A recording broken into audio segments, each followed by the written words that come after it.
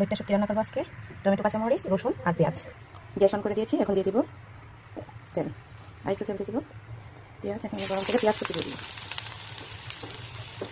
তারপর দিয়ে দেবো রসুন কুচি।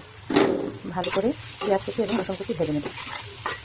পেঁয়াজ ভাজা হয়ে আসছে, এখন দিয়ে দেবো এই যে শুটকি, লইট্টা শুটকিগুলো আমি কুচি কুচি করে রাখছিলাম। এখন এগুলো লইট্টা শুটকিগুলো দিয়ে লইট্টা শুটকিগুলো ভালো করে শুটকিগুলোকে ভেজে নেব পেঁয়াজের সাথে। পেঁয়াজ, শুটকি আর রসুন ভালো করে ভাজা হয়ে গেছে। এখন আমি দিয়ে দিব টমেটো আর কাঁচামরিচ। টমেটো আর কাঁচামরিচ ভালো করে ভেজে নেব। এখানে আমি নিয়ে নেব হলুদ গুঁড়া, মরিচের গুঁড়া, লবণ দিয়ে দিব। মরিচের গুঁড়া সামান্য একটু দিব।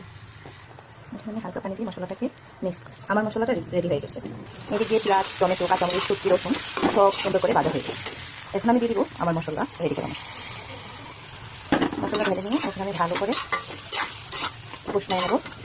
মশলাটা ভালো করে শুটকির সাথে কষাই নেব। কষানোর জন্য আমি একটু পানি দিয়ে দিলাম। মশলাটা শুটকির সাথে ভালো করে কষানো হওয়ার জন্য ঢাকনা দিয়ে রেখে দিলাম। ঢাকনা উঠিয়ে নেব। নাড়াচাড়া দিয়ে কি সুন্দর একটা কালার আসছে, তাই না? আরও হওয়ার জন্য অপেক্ষা করব। রেডি হয়ে গেল আমার লইট্টা শুটকি দিয়ে লাড়া।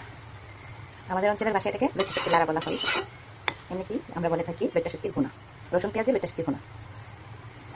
কে কে খাবেন চলে আসেন।